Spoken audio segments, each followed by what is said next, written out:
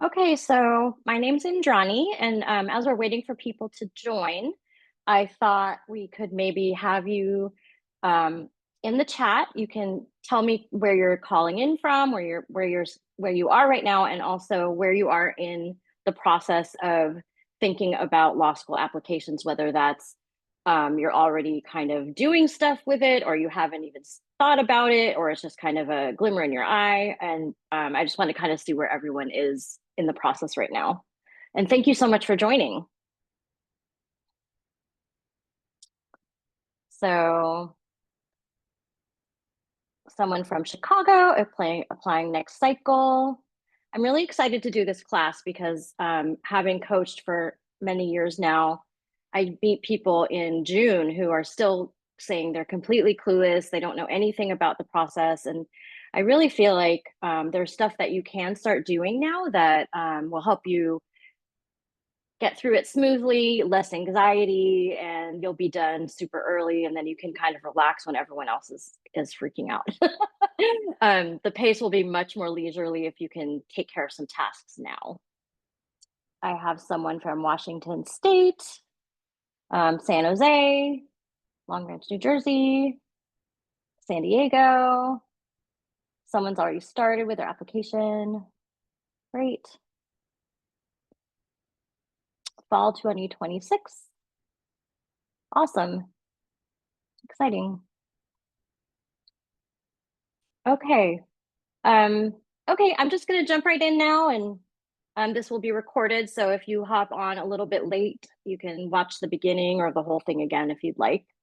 Um, so again, my name is Indrani, and I have been coaching for many years now. I did work at Stanford University as the Associate Director of Admissions at the law school for several years. And then I stayed at Stanford after that, and I worked in various departments, including mechanical engineering.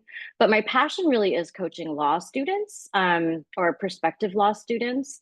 And it's just really fun to be a thought partner with someone all through the process. And then when they start getting their outcomes and sharing in that excitement is super fun for me. Okay, so today we are going to focus on 5 things that you can start thinking about or working on right now. As I said, a lot of people don't start until early summer, even thinking about the LSAT, and then they're surprised how much work it is to study, or they're kind of fumbling around on the LSAC account, not even thinking about who could write their letters of recommendation. So I think as I go through these pieces, you can start thinking about how you can tackle some of them early.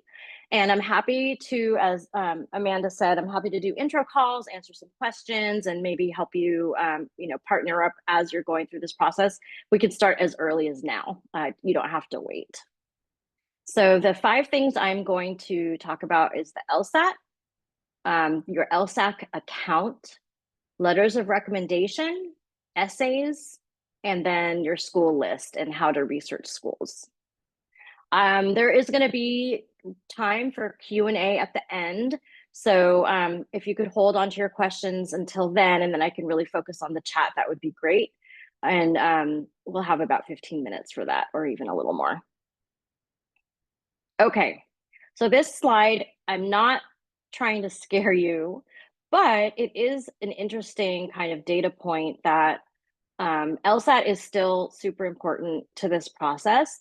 You might hear some schools, and actually most schools say they accept the GRE instead of the LSAT, but keep in mind the LSAT is still kind of weighed more heavily as the GRE. And some schools, if you look at their data from their incoming classes, they don't really report many GRE scores. So for example, Stanford doesn't even report GRE only. At least they didn't last year. There's just no data. And I think that's because it's relatively new to accept the GRE only. And if a school has less than 10 people that they accept with GRE only, they don't even report it. One way you can check on this, to see a school's stats about GRE is the ABA 509 reports. I'm going to talk a little bit about that too when we talk about school lists. I can chat on it right here. Let me chat it in case you didn't understand what I was saying. It's ABA 509. So if you Google any school, you could just say Stanford ABA 509.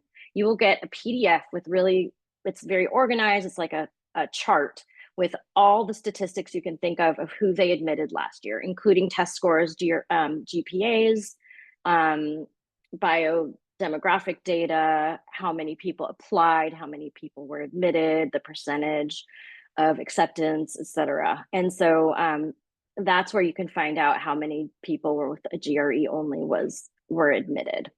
My recommendation, and especially since you're thinking about this so early, is that you take the LSAT. It's just there's just not enough data for me to recommend specific schools that like the GRE more. I think it's going to be kind of a long road to really get there with the GRE only. So if you haven't taken the LSAT and you're just kind of starting this process, I really recommend you study for the LSAT instead of the GRE.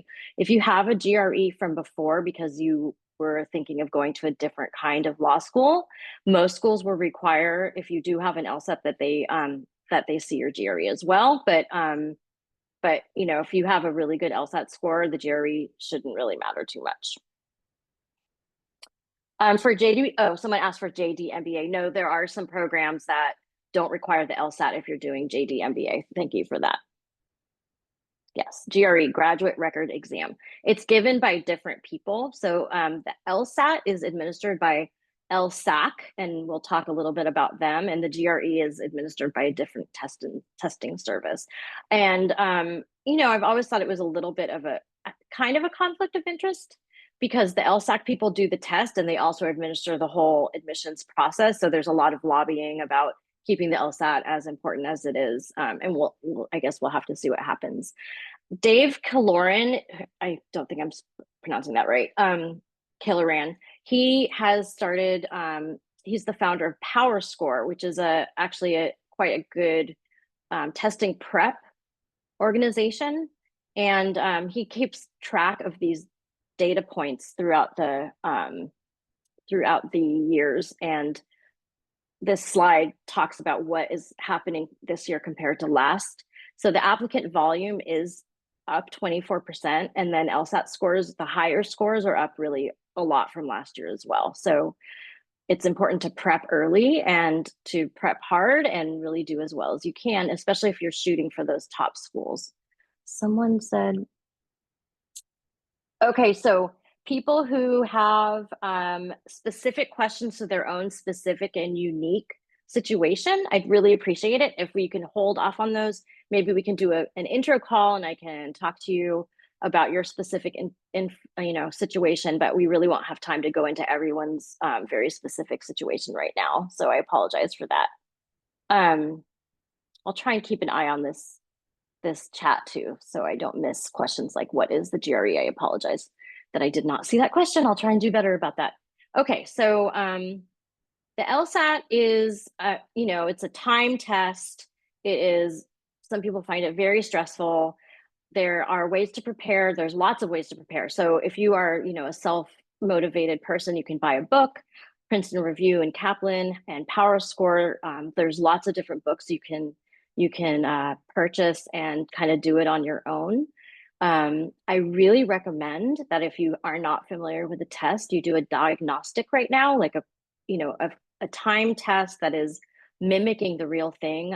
Princeton Review has a good one that is free, and you can take the whole thing and get a score, and it will give you an idea of how you stand right now with no preparation, and kind of give you the feeling for what it's like, what sections are harder for you, and then you can dive into like how to prep and figure out which ones you really need to focus on. Some people find reading comprehension super easy, but the other parts are hard, and vice versa. So having that baseline test score, I think, is a really nice way to kind of get yourself familiar and then know where, what you're shooting for.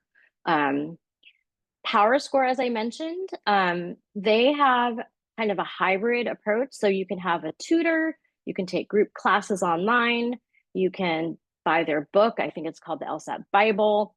And so you can kind of mix and match.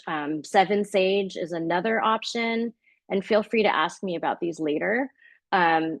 That's self-paced, but it's a lot of reading, and some people find it overwhelming. I've heard better feedback about Power Score. And then, of course, on Leland, there's a bunch of LSAT coaches who can work with you one-on-one, and I'm sure there's something for every budget.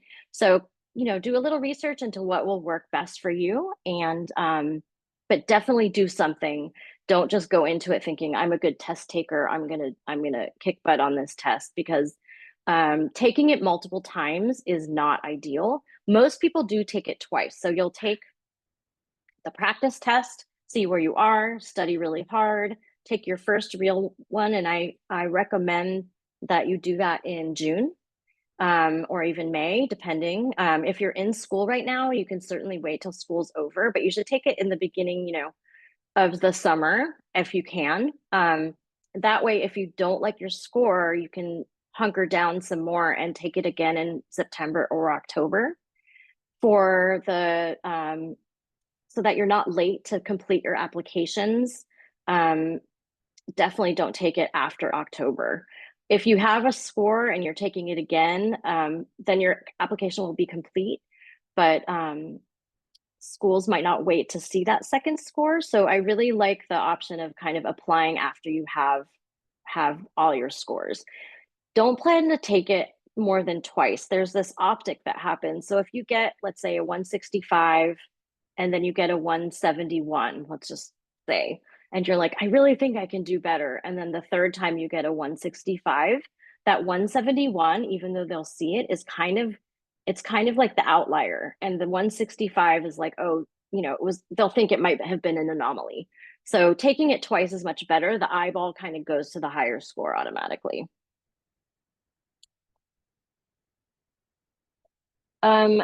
Someone's asking me if LSAC has canceled the August test. I did not hear that. I apologize. I didn't think so.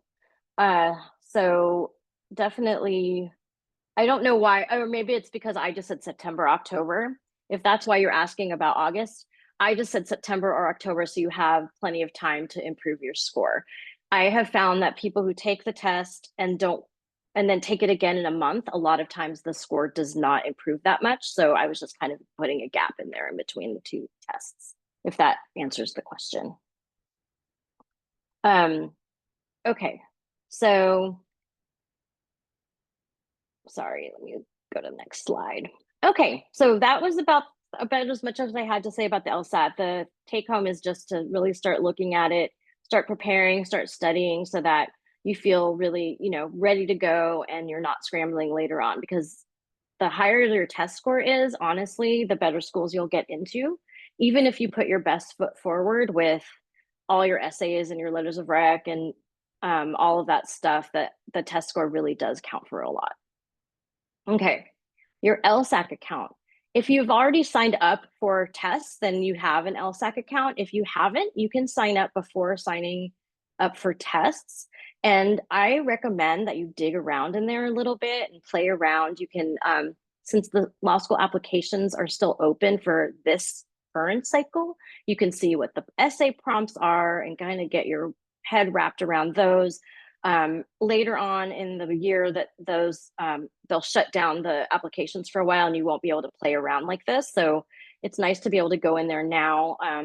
And just because you kind of open up applications and dig around in there, nothing will happen on the other end. So feel free to mess around in there and get to know the different modules. And the essay prompts for law school, we'll talk a little bit about this later in this presentation, but they're all different. The wording is all different. So, and some have required supplementals, some have optional. So it's kind of nice to just kind of go in there, see what they're asking for, just so you're not surprised later.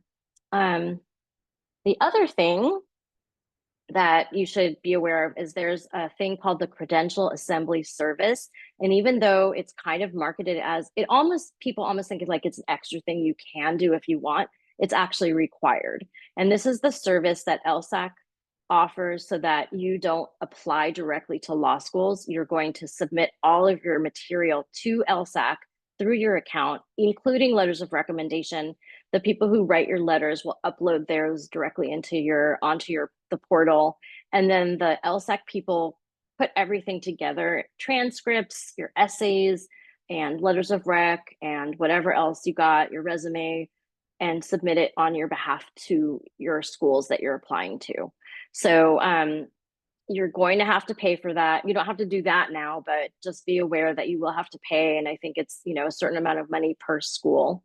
And that's on top of the application fee that you are going to pay directly, for applying to the schools. The credential assembly service is totally different.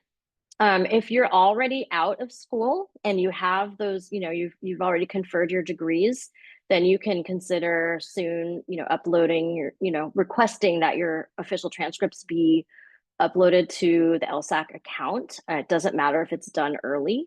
You can take care of some of these stuff early on. Sometimes it takes a little while for them to process. What the LSAC people are going to do is take your transcripts and they crunch some numbers with some algorithm, and then they spit out this report, which the law schools will get, and that is called the academic summary report.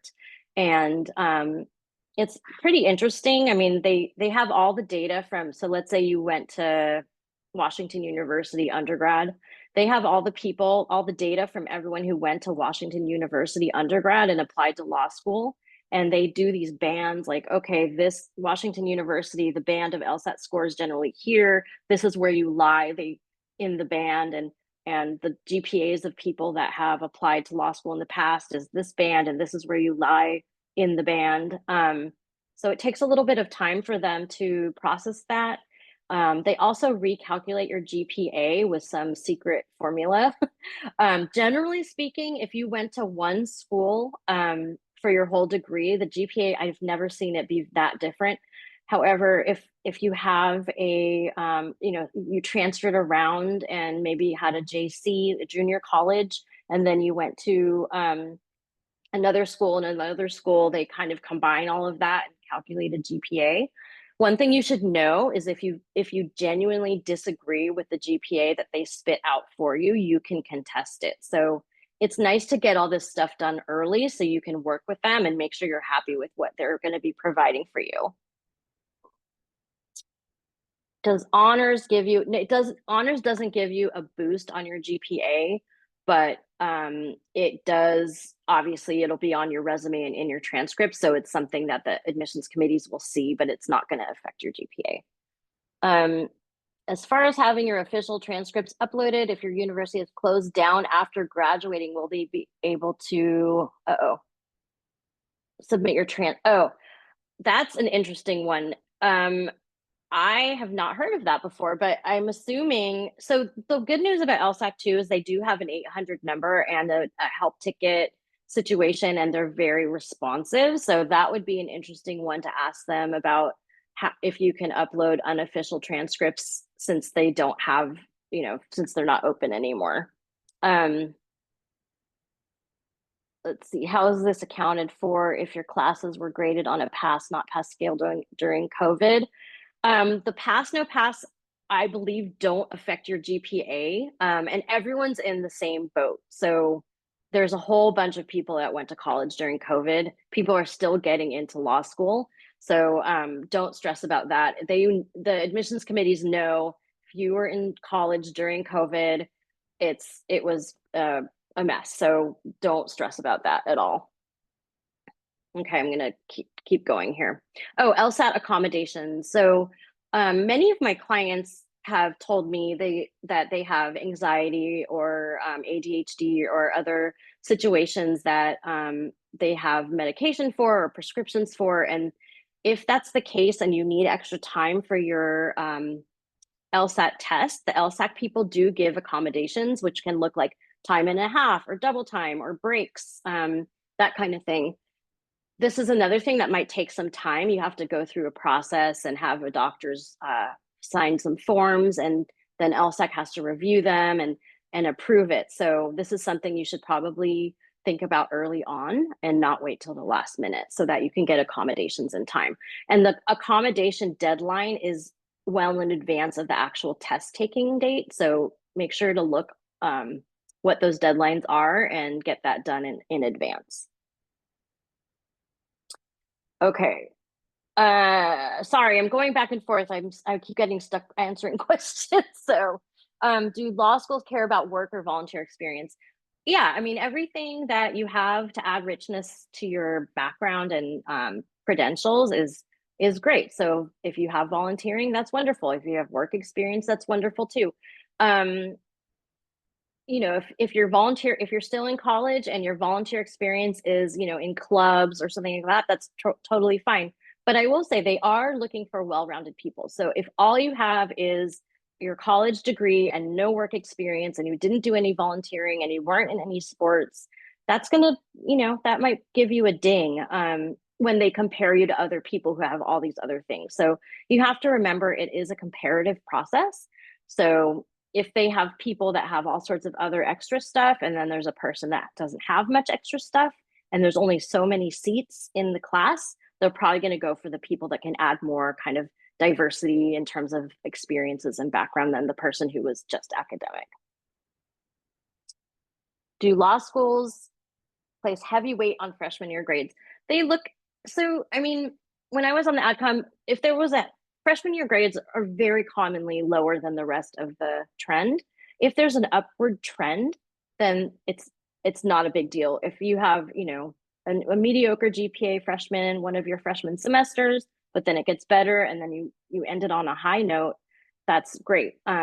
There is room in all of these applications to write addendum, and a lot of schools request that. So when you're finally going to apply, if there's anything in your record, like, a big gap in your work history, if you've been out of school for a while, or maybe you took a leave of absence during school, or you had a semester where your grades were really not great, then you have the opportunity to write an explanation. And I recommend that you do write an explanation for anything that could be open for interpretation. So if I was looking at a transcript and there was one semester that, if all the semesters were A's and B's, and then there's one semester with withdrawals and D's with no explanation, it's like, I wonder what happened there. But if you have an explanation that, you were really sick or something happened with your family, there was some family emergency, if you explain that, then that will help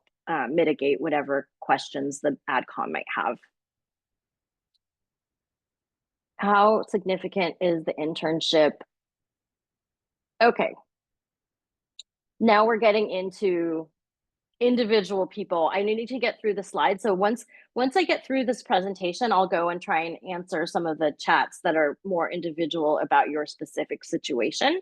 But it would be great if you can think of also general questions that maybe other people might have, not just your situation. And as I said, at the end, you can scan. I think Amanda put my link in there. You can find me on Leland, and we could do a quick call to kind of go over your situation, and I can give you and to get to know you a little bit and see how we can work together. Okay, letters of recommendation. I recommend that you ask early. You can even ask as early as now, but then you can give them a deadline of like a month or two later.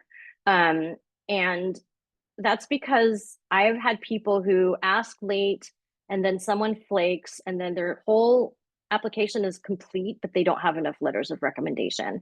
And that's something you don't have control over. It's someone else doing you a favor. So it's really important that you cover your bases and don't get in that situation. So start thinking now who would be best. Academic letters are the best. I do understand if you've been out of school for 5 years or something like that, it might be hard to get an academic letter, but academic letters are the best because they're the ones that can talk to how you did in school, what kind of school you are, what kind of student you will be, in law school. Academic letters also usually can talk about, compared to, I've been teaching for 25 years and this student is one of my best students ever, that kind of thing makes a lot of difference. And also, if you ask early, you can try and maybe even influence what's said by, I help people put together a packet. It's not really a packet, but resume and reminders of things that will help them write the best letter that they can write. So when you're thinking about who to ask, a professor who taught you a lecture, or maybe was your thesis advisor or something if you did a thesis, are best. Employer letters, if you have been out of school for a while and it's not possible to get a letter of recommendation, that's fine. It all depends, but if you're in school and you have no academic letters of recommendation, that looks bad. So most schools allow for 2 letters or more. I always like 2 letters from academia. And then if you've been out of school for a while, maybe 1 from a boss or a colleague. Boss is better than colleague. I can also, talk later with any of you about who to ask. But I have a lot of people who've been out of school for 2 years and they're like, oh, it's been so long. I'm sure my teachers don't remember me. I'm embarrassed to ask them. Honestly, if you did well in their class, you'd be surprised. They probably do remember you. And what happens if you ask and they say, I'm sorry, I don't know you well enough, or I can't remember you well enough to write a letter?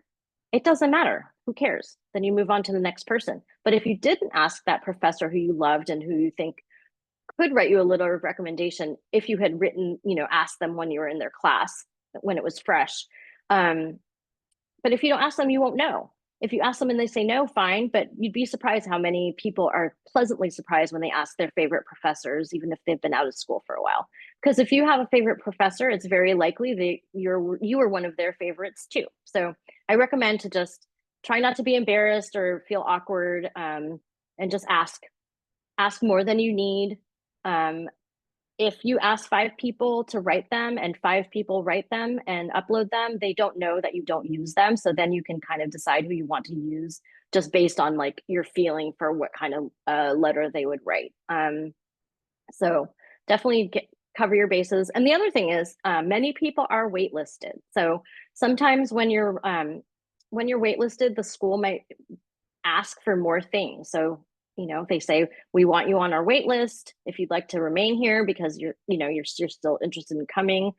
If you have more materials you'd like to submit now, that's the perfect opportunity to give them a new letter of recommendation that you didn't give before. So if you have a couple waiting in the wings in the LSAC account, that's great. Okay. Essays. It might seem early to start thinking about essays, but the essays, the most time consuming and possibly stressful part of this process, because it's just hard to know what to write about and what the admissions committee is quote unquote looking for. I actually don't use that terminology of what the admissions committee looks for because they're not looking for anything. They're waiting for you to tell them your story, and the more compelling and interesting it is, the better. So as I said earlier in the in this presentation, every school has a different prompt. So some schools call it a personal statement, other schools call it a statement of purpose. Now Harvard has a statement. I think Harvard and Berkeley have a statement of perspective, and but the actual wording is different and it's nuanced. So sometimes they'll say very specifically, tell us what in your background and your experiences have influenced you to become a lawyer and why you want to go to our school. It's pretty prescribed. Other times it's just tell us something about yourself that we wouldn't know from any other part of your application. And that's wide open. Many schools have optional prompts. So when I work with people, I try and find a way to submit 2 essays so that you're like telling the whole story. So if the required essay has within it, tell us, why you want to be a lawyer, and then there's an optional essay that says, tell us something else, you have the option to do 2 essays. And so one will be, this is why I want to be a lawyer, and the other will be something else. The something else is literally wide open.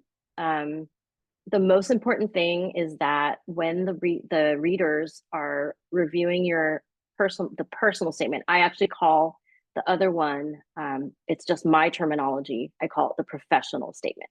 So if you're writing an essay about why you want to be a lawyer, when we work together, I'll be calling it the professional statement. The other one is the personal statement.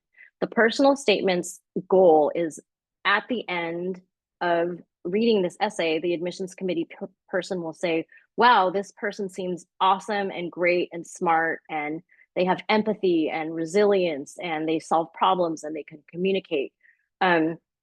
So you need to pick a topic that implies all these great things about you, not listing it, not like I'm a great problem solver, but you tell a story where it demonstrates your problem solving skills or whatever it is that your core skills are that you want to show. And this is the part that I work on. It's 90% of what we work on. It takes the most time, and it's best not to rush it. Sometimes I'm working with people, 10 iterations of an essay, and it completely evolves over time. And so, and sometimes we change topics. It's possible that a person picks a topic and after a couple iterations, it's like, is this really working? And we might have to brainstorm again. So it makes a lot of sense to start early on these essays. The professional essay, if it's this early on and you think a lot might happen between now and the time you're actually applying, sometimes people just do an outline right now and they might update the outline before they start writing. But it's not everyone's process is different. So I can meet you where you are. And the personal statement is sometimes a lot harder for people to write because it's less prescribed and wide open. I have people write about athletics. I have people write about their family. I've had people write about cooking, animal rescue. There's literally no right or wrong answer. And the main point is just kind of adding some color and interest to your application. Okay, what time is it? School research. This one is, I have people who say, I just want to apply to the top 10 schools, and that's totally fine. Although I don't recommend it. I really do recommend that you do some research and have a well-balanced list, especially if your GPA and LSAT aren't 99th percentile and 4.0. Just applying to top 10 schools is kind of risky. It's very competitive, and there are lots of people with better scores than a 3.5 and a 165 LSAT. Those are solid GPAs and LSAT scores. But when we're talking Harvard, Stanford, Yale, there's a lot of people that they're looking at. And when all else is equal, those scores are what they go with. So I really recommend that you put together a well-balanced list. Most people apply to 10 to 15 schools. I actually think 15 is a little excessive. 10 to 12 or even just 10, especially if you're really thinking about the school list, is probably better. And if you have a good mix of reaches, so pick 3 or 4 schools that you would just dream to go to, and it would be the best thing ever. And then the bulk of your list should be kind of more matched with your credentials. And then have a couple schools. I don't really like calling them safety schools anymore, although that's the terminology. I like to say likely, because there's so much subjectivity in this. I mean, I have had people get into NYU and denied from Fordham, which is crazy, but we don't know why.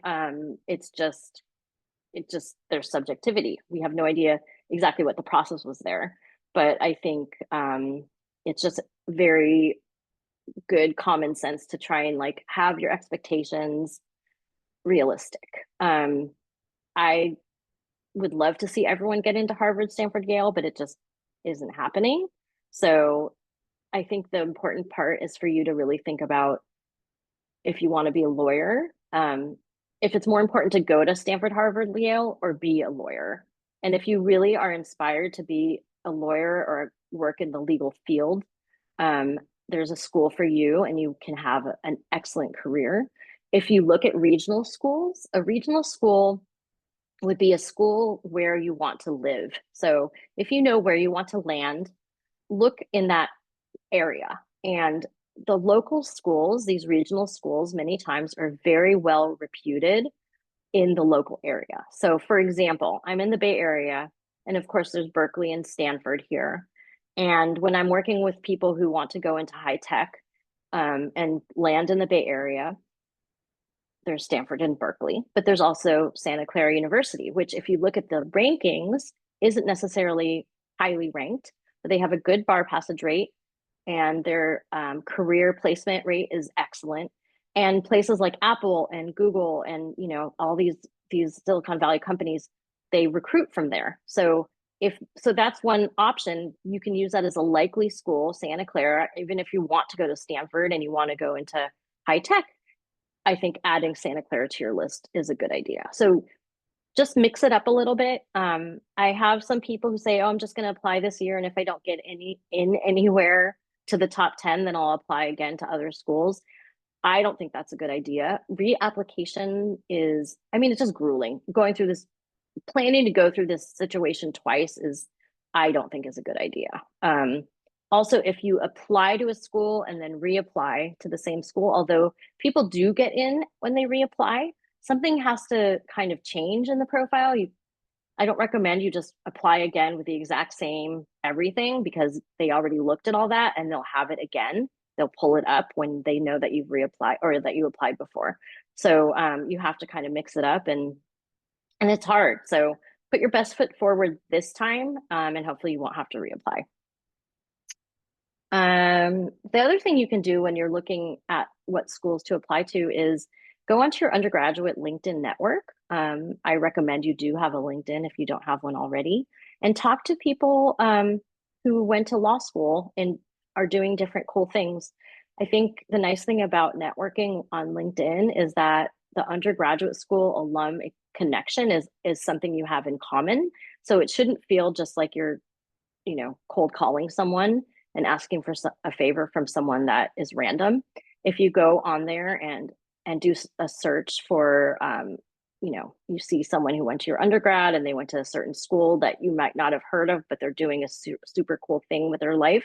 Ask them how it went. Like, would they do anything differently? Would they go to that school again if they could go back in time? And how hard was it to start their career? And what was it like going to school there? And you might actually add schools to your list that you hadn't thought of, or you might actually cross schools off your list that you thought you wanted to go to because the culture doesn't seem like a good fit. So there's a lot, the websites of the law schools have information on their curriculum, and everything sounds perfect and wonderful, but I think talking to real people that have gone to those schools is important to really make a educated decision on where to go. I kind of went through this fast. So now we can do Q&A. And I can talk about if I kind of went through some piece too quick, or I missed something that you were interested in, please feel free to ask. Okay, so I'm going to scroll up a little bit. May you please comment on whether graduate programs are not really considered as part of law school admission? It's not that they're not considered. They definitely are, and you will upload your transcripts. And especially if you went to grad school for a thing that's kind of supporting or complementing your law school, so, your desire to go to law school, it's something you can talk about in your essays. But in terms of GPA, they don't average that with your undergrad GPA. Not everyone has a grad GPA to provide. So it's kind of like the level playing field is undergrad and LSAT, and then other things, internships, grad degree, work experience are all kind of like, they just add more to your profile. So one other piece of general advice I give people is not to do anything with the expectation that it will help your law school. Like, don't pick an internship at a law firm just because you think that's going to help you.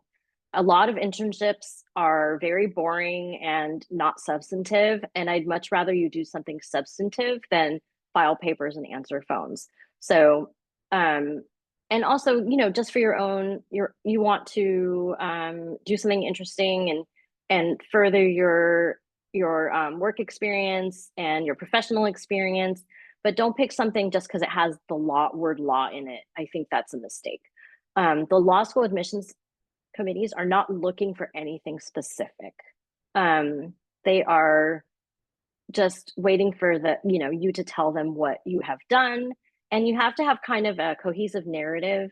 I think it's important to note that writing an essay that kind of seems vague. Like I see a lot of first versions of essays that's kind of like, I've always known I wanted to be a lawyer because everyone told me I would be a really good lawyer. And I'm not really sure what I want to do, but I'll figure it out in law school.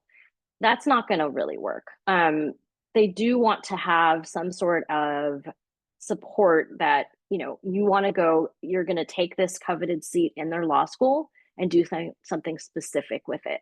I think that it's a snapshot though. I mean, it's very, very common for someone to go to law school and change their mind about what they want to do. But going into this process thinking they're going to give you a seat in their law school just so that you can figure out what you want to do with your life isn't a good strategy. Someone was asking about a 3.1 GPA and a 178 LSAT. Does that affect my chances? That's called a super splitter in the terminology that we use. And yeah, 178 LSAT is going to help offset a 3.1, but you're still going to have to do really well on your essays and maybe write an addendum about your GPA. But I have helped people in that situation. I actually helped someone last year who had a 2.6 GPA and not even as high in LSAT score, and they got into UVA and some other top schools. So it's very possible. But that GPA, it is what it is. The essays are the one thing you have complete control over. I think of this process as kind of you're providing historical data, like your GPA is what it is, and your resume are things you've done, and even your letters of recommendation are speaking about past interactions that you've had with someone. So the essays are the thing that can really like move the needle. Okay, what else? Oh, people are giving each other advice. That's nice. Let's see here. Do you have any advice for international students? I'm from India and just started with undergrad, and I hope to go to law school in the US. Um, the good news is the process is exactly the same. I think one thing that some international students from India and other Asian countries have, they have a hard time with letters of recommendation because it's not done as much as it is here. So that's one thing you should think of early. And also the LSAT will be important. But there's really nothing else that's different. I think ordering your transcripts when you're going to apply is doing that early on is very important because sometimes the international process takes a lot longer. But other than that, I think that all of the advice that I just gave you is pretty it's applicable to you as well. Funding scholarship aspect of law school. So most schools do give some sort of money, but it's interesting. It's kind of like opposite correlation. The higher ranked schools give less than the lower ranked schools. So the top 20, 30 schools seem to give a lot more money because they use it for recruiting. They don't have Stanford doesn't generally have to give money to get people to go, whereas some of the lower ranked schools might. So most of the time, it's not an extra process. Some schools, like I think UCLA, for example, they have a specific public interest scholarship that they ask if you're interested in it. You have to write an extra essay up front in the beginning. So and they probably all have different requirements and stuff, but for the most part, it's the funding that law schools give is merit based, not need based. So many people take loans out.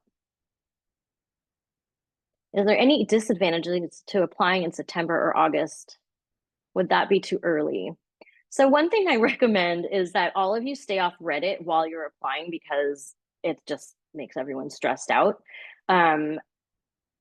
If you're completely done and feel satisfied with your materials, I don't think it's too, I mean, there's no such thing as too early, really.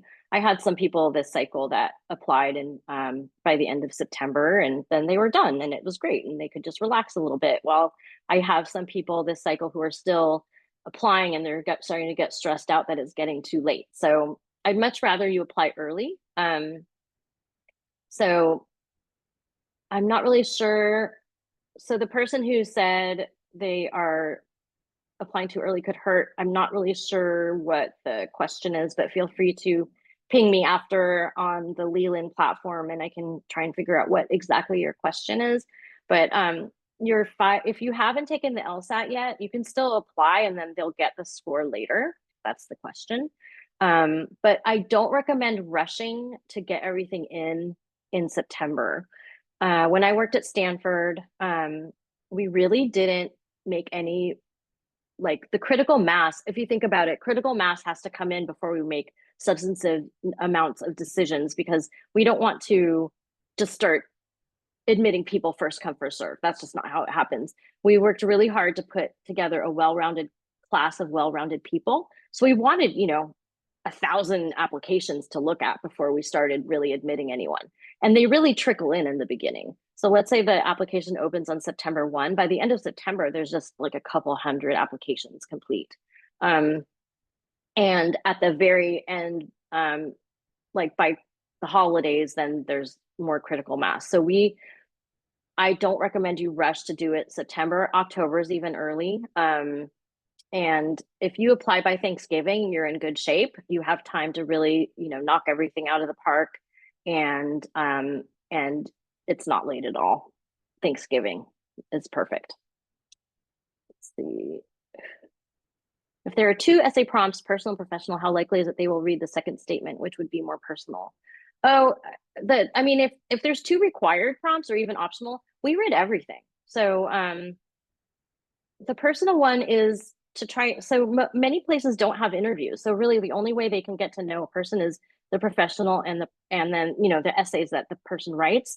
The purpose of a personal essay is to really get them to know you as a human being and a person, have them envision you walking down the halls, being a trusted friend and a good mentor and a good student and a helpful person in your classroom and contributing to great discussions.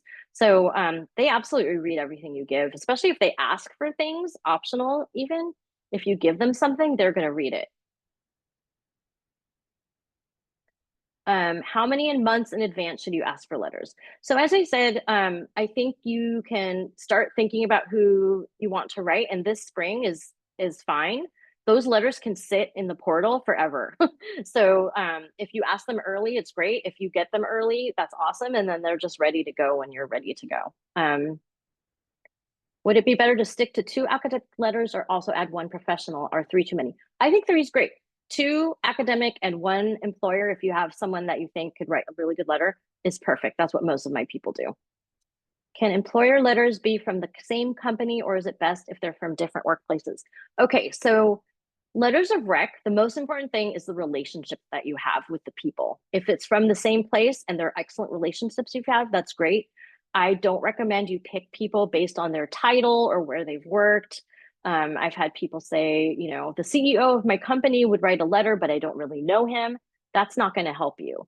You want people who can really be like, I know this person really well. We've worked together for this long on these projects and, say all these awesome things about you. So that's how you should go about picking who writes. Okay, I just talked about whether there's a disadvantage to applying September. No.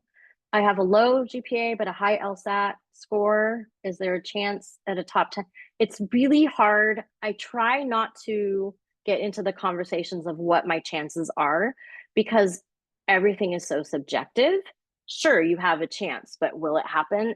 There's no way I could even know. High LSAT score will help you.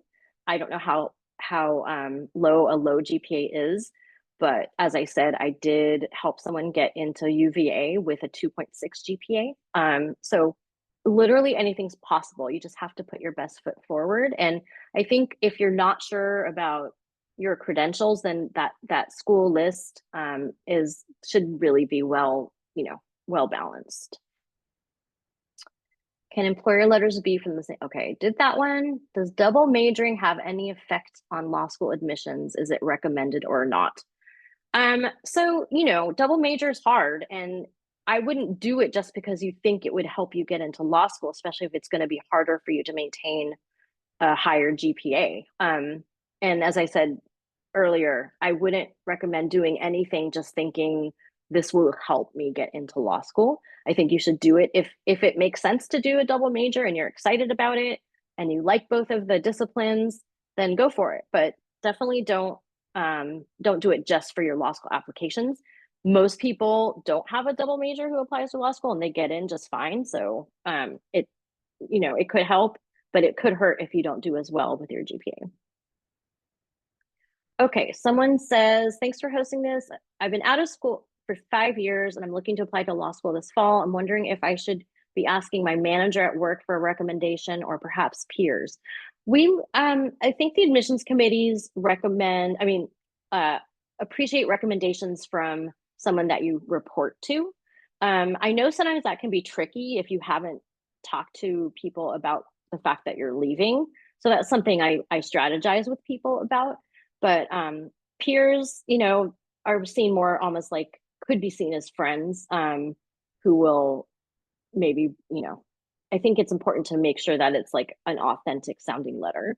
So if we're going to talk about the way academic is best, and then if you're going with employers, it should be your boss or somebody you've reported to, or someone a little bit higher level than you are, or like if you're working on a project, the project manager might be a good person to ask. Do you have any advice on applying in a post-affirmative action application cycle? Oh gosh, this has been it's getting worse by the day. The Supreme Court did rule, I think it was 2 cycles ago, that schools can no longer they still asked. So there was still the diversity and the ethnicity question, but it was masked. So the admissions committees wouldn't see that information. However, the essay prompts suddenly gleaned it. And the word diversity it's going to be interesting to see how the essay prompts are modified this cycle. We probably won't know, but I have a feeling they're going to take that word diversity out of it. However, I recommend that if you have some sort of story that adds to your diversity, you still figure out a way of working it in to your personal statement or your professional statement. I think there's ways of doing that. Even if the schools don't specifically ask anymore, I think you should still try your best to do that. I can help with that too. 3 letters of rec is fine. What is the undergraduate degree that most law school applicants typically major in? This is a great question because I think there is a lot of assumptions made that there is a better major over another. The fact is, no, there is no typical major. Music majors, I've seen computer science and engineering majors. I've seen math majors. I mean, yeah, there's the political science or history and English. Those are 2, but I feel like it's becoming a much more broad kind of thing, and it really doesn't matter. And I think that actually majors with that are kind of off the cuff from what we generally think of as a pre-law major is makes it more interesting. So if you're thinking of what you want to major in based upon wanting to go to law school later, it really doesn't matter, honestly. Summer jobs or internships for the summer before applying. Yeah, so I mean, it doesn't even have to be a job or an internship. You could volunteer at an NGO. There's a lot of ways you can participate in things to kind of get experience in a field.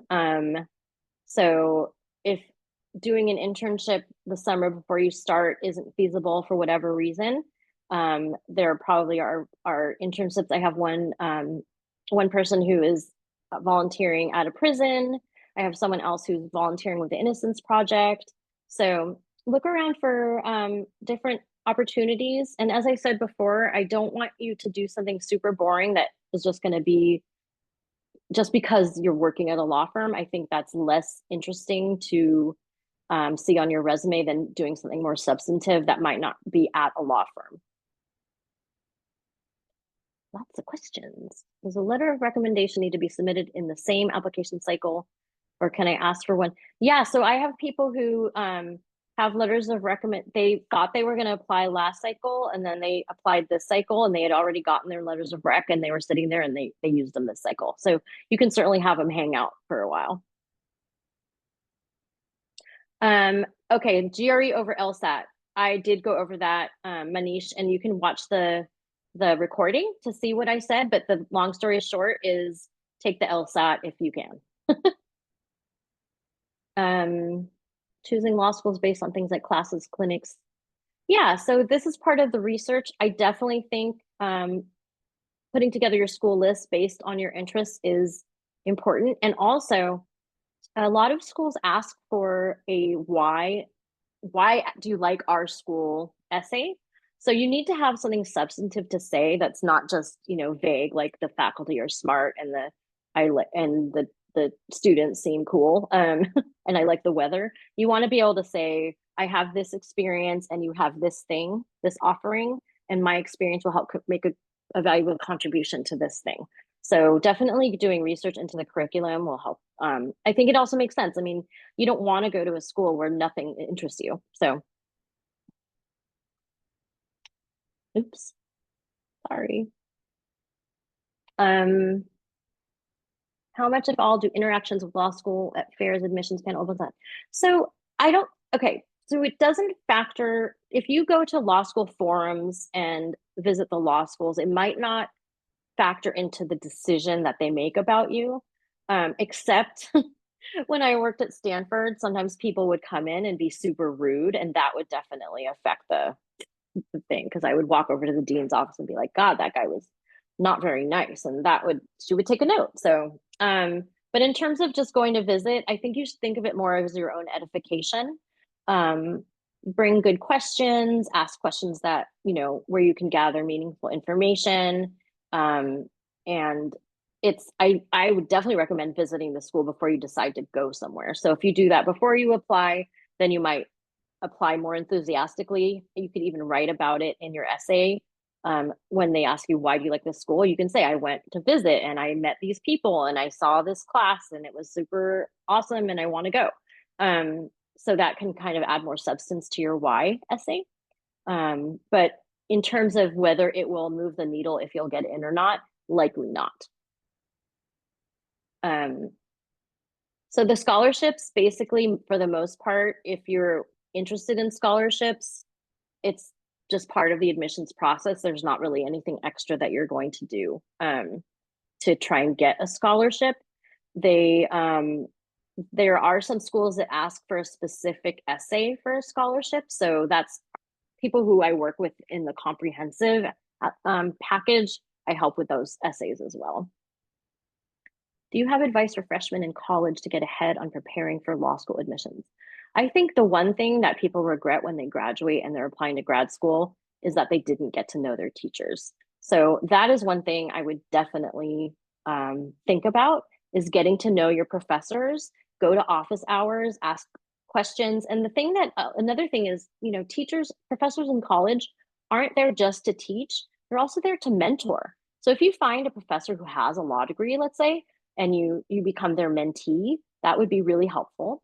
The other thing that law school admissions looks for, if you're starting this early to think about it, which is great, um, it's quality over quantity. So don't get involved in 8,000 activities and do them each for a few weeks. Pick something that's super interesting and show commitment and dedication, and maybe start in a club as a member and then run for office, and then by the time you graduate you're president, and it shows this kind of long-term commitment and growth. I think those are my two pieces of advice.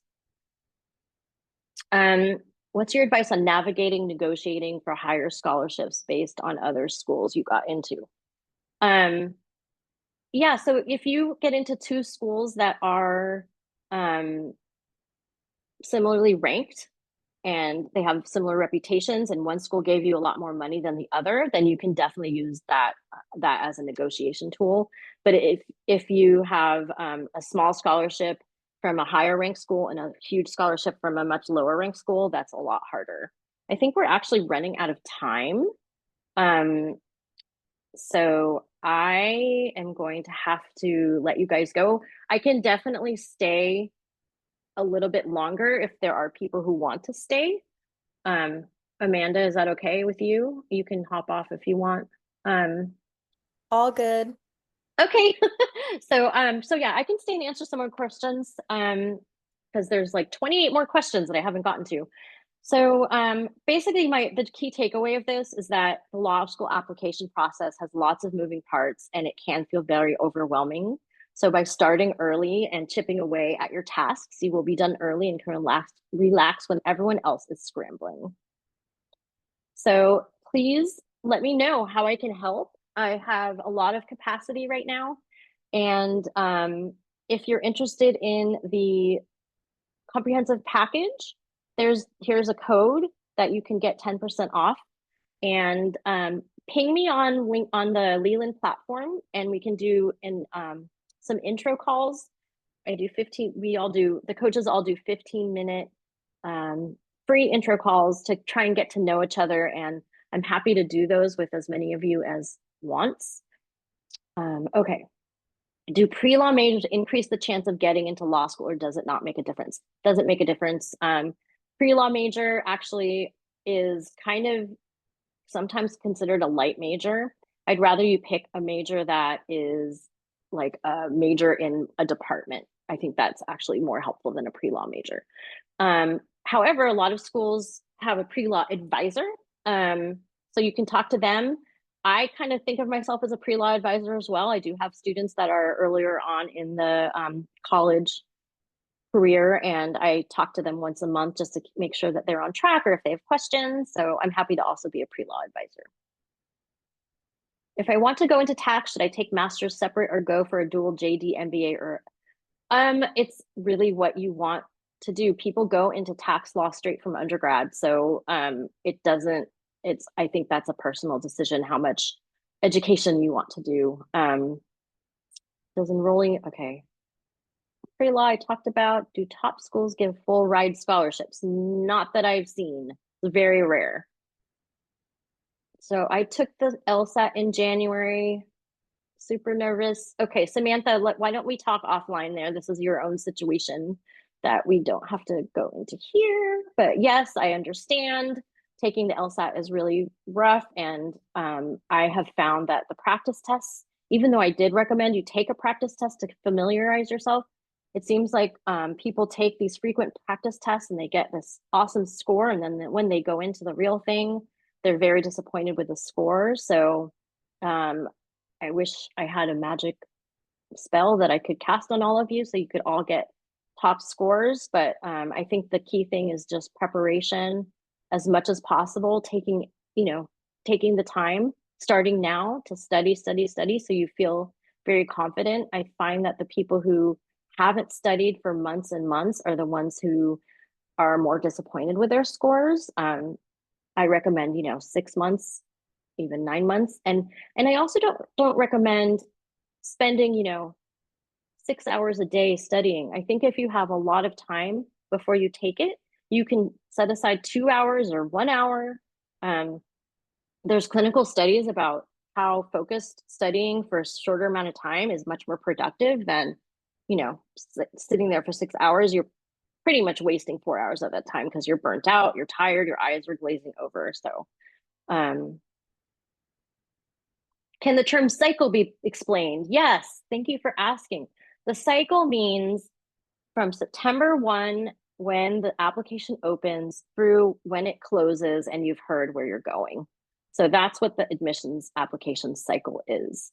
So that would be September 1st, 2005, and then you've decided you're going wherever you're going that spring. That's the cycle. Does undergrad school ranking matter, going to top 25 versus top 100? Every little thing has an incremental difference, but someone going to a top ranking undergrad school who has a crappy essay is not going to get in over someone who has an excellent essay and, both all things considered with great grades. The AdComs also understand that not everyone can go to, there's reasons people pick their undergrad school. Sometimes it's because they want to stay near family or there's something, some other specific reason. So if you have something that you want to explain to the admissions committee, definitely do so in an addendum.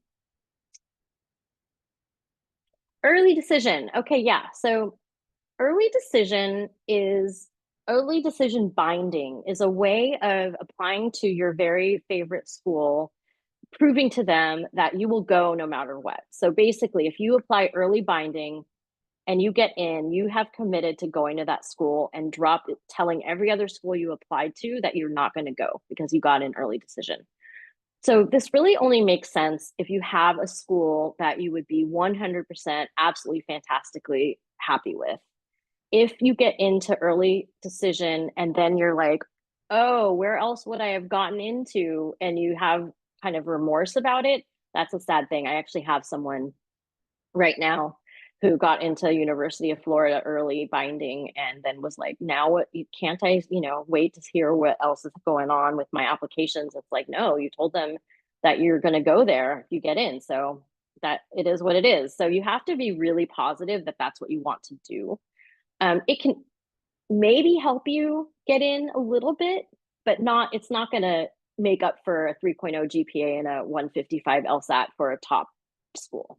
So if you're kind of what I talked about, the ABA 509, ABA 509, that those reports will help you. If you Google ABA 509, you'll get a demographic of the median GPA and LSAT. So if you're around that median there, you can, oops, sorry.